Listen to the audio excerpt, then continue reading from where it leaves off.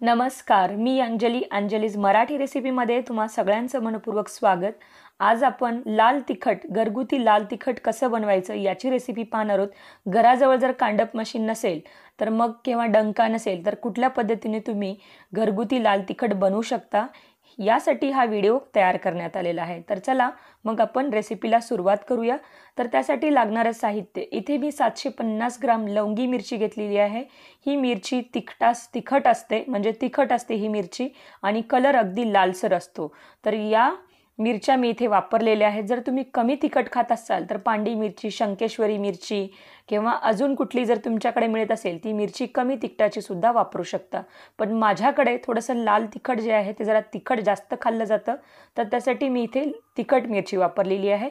ही लवंगी मिरची आहे, अगदी लांब असते, सडपातळ असते आणि ही अशा प्रकारे बघा मी उन्हामध्ये वाळवून घेतली आहे। याची देठं काढून घेतलेली आहेत।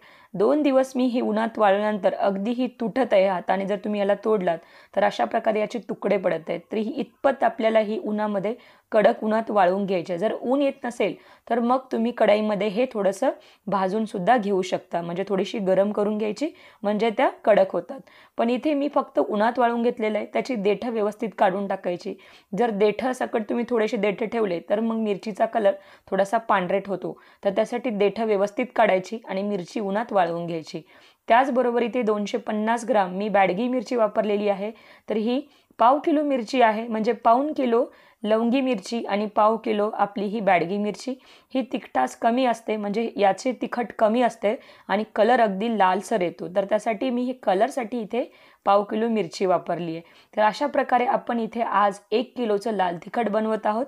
तर घर बदललं की लाल तिखट किंवा मसाला करण्याची पद्धत वेगवेगळी असते, पण मी ज्या पद्धतीने लाल तिखट वर्षभरासाठी स्टोअर करते ते तुम्हाला इथे दाखवलेलं आहे। पाव किलो इथे आपण मीठ घेतलेलं आहे, जे नॉर्मल मीठ असतं तेच वापरायचं। 1 किलोला मिरचीला आपल्याला पाव किलो मीठ लागतं। तर आता एक मिक्सरचं भांडं घेऊया। या मिक्सरच्या भांड्यामध्ये आपण मिरच्या टाकून घेऊया। तर हाताला मी ग्लोव्ज घातलेले आहेत, कारण ही मिरची तिखट असताना हाताची आग होऊ शकते। तर त्यासाठी नेहमी जर ग्लोव्ज नसतील तर प्लास्टिकसुद्धा तुम्ही लावलात किंवा प्लास्टिकची पिशवी लावली तरी चालेल। बघा अशा प्रकारे प्रत्येक वेळेस थोडं थोडं मीठ टाकायचं आणि मिरची वाटून घ्यायची। तर माझ्याकडे हाय पॉवरचं हे मिक्सर असल्यामुळं इझिली मिरची मी ग्राइंड करू शकते। तर इथे एक 2 ते 3 मिनिटात हे अगदी बारीक पावडर होईल आपल्या या मिरचीची। तर तुम्ही लाल तिखट वाटण्याच्या पद्धती खूप वेगवेगळ्या आहेत, म्हणजे प्रत्येक घरात कोणी मिक्स मसाला वाटतं, तर बरेच जण यामध्ये जिरं, धने किंवा हळकुंड आणि आपलं जे लवंग असतं तेही ॲड करतात। बरेच जण यामध्ये हिंग सुद्धा टाकून मिरची पावडर वाटतात, पण इथे आपण प्लेन मिरची पावडर वाटते। तर इथे बघा मिक्सरमध्ये वाटून घ्यायचं आणि एका पातेल्यामध्ये अशा प्रकारे मी जमा करून घेणार आहे हे लाल तिखट। तर याच पद्धतीने जेवढी मिरची आपली लवंगी मिरची होती ती याच पद्धतीने मी वाटून घेतलेली, अगदी बारीक वाटून घ्यायचं। तर आता मी तुम्हाला बॅडगी मिरची सुद्धा त्याच पद्धतीने वाटून घेणार आहे। तर उन्हात जर या कडक वाळवल्या तर याला मग गरम करण्याची गरज नसते। जर इन केस ऊन येतच नसेल तर मग त्यावेळी काही ऑप्शन नसतं आणि मग कढईमध्ये थोडं थोडं तुम्ही त्याला गरम करून घेऊ शकता। तर इथे बॅडगी मिरची सुद्धा मीठ टाकून वाटून घ्यायचं। तर बघा किती गडद लाल कलर आलेला आहे।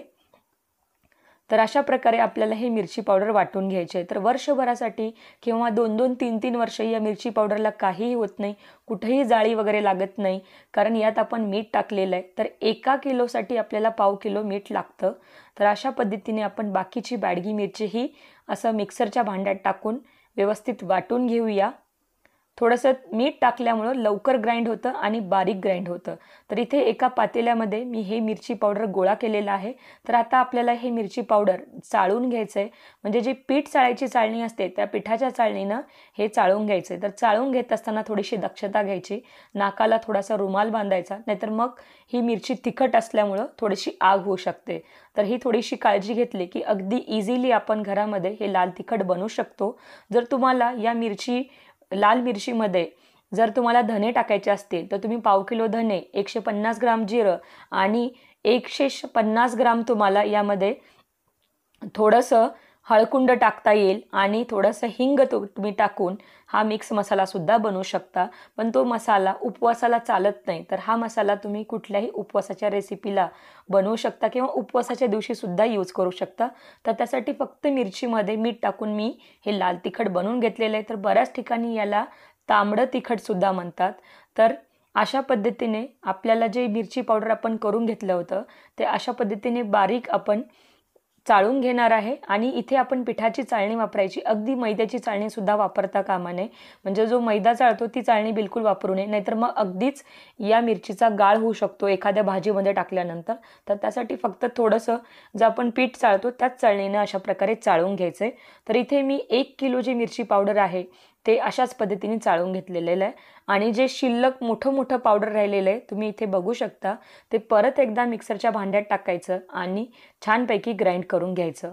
तर हे आपल्याला जोपर्यंत बारीक पावडर मिळत नाही तोपर्यंत आपल्याला सतत हे फिरवत मिक्सरमध्ये अशा प्रकारे अगदी बघा किती गडद कलर आलेला आहे, लालसर कलर येतो या मिरचीला. तर आता हे व्यवस्थित मिक्स करून घेऊया. आणि हे मिरची पावडर तुम्ही 2 ते 3 वर्षापर्यंत एखाद्या एअरटाईट कंटेनरमध्ये भरून ठेवू शकता. आणि बघा हे व्यवस्थित आपली बॅडगी मिरचीचं पावडर आणि लवंगी मिरचीचं जे पावडर आहे लाल मिरचीचं ते व्यवस्थित एकत्र करून घ्यायचं.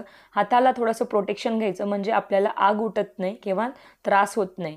तर असं इझिली जर घराजवळ डंका मशीन किंवा कांडप मशीन असेल तर तुम्ही मिक्सरवर वाटू शकता. खूप मोठ्या प्रमाणात असेल तर मग तुम्ही डंका मशीनवर सुद्धा हे वाटून आणू शकता. तर अशा प्रकारे मी दगडी भरणीमध्ये तुम्हाला दाखवलेलं आहे. तर तुम्ही ही मोठी भरणी असेल तर अशा प्रकारे भरून ठेवू शकता किंवा काचेच्या भरणीमध्ये ठेवू शकता. तर याला जाळी वगैरे काहीही लागत नाही. तर वर्षानुवर्ष टिकणारे हे लाल तिखट आहे. तर आपण नेक्स्ट काही व्हिडिओमध्ये गोडा मसाला कसा बनवायचा, काळं तिखट कसं बनवायचं या सगळ्या रेसिपी घेऊन येणार आहोत. तर बघा अशा पद्धतीने आपण सिंपल पद्धतीने लाल तिखट बनवलेलं आहे. तर तुम्ही नक्की ट्राय करून बघा. या उन्हाळ्यामध्ये तुम्हाला ही रेसिपी जर आवडली तर कमेंट करा, शेअर करा, लाईक करा आणि तुम्ही जर आपल्या चॅनलवर नवीन असाल तर चॅनलला सबस्क्राईब करा. म्हणजे तुम्ही कुठलंही नोटिफिकेशन मिस करणार नाही. पुन्हा भेटूया आपण अशाच एका नवीन रेसिपीसोबत. तोपर्यंत टेक केअर, बाय बाय.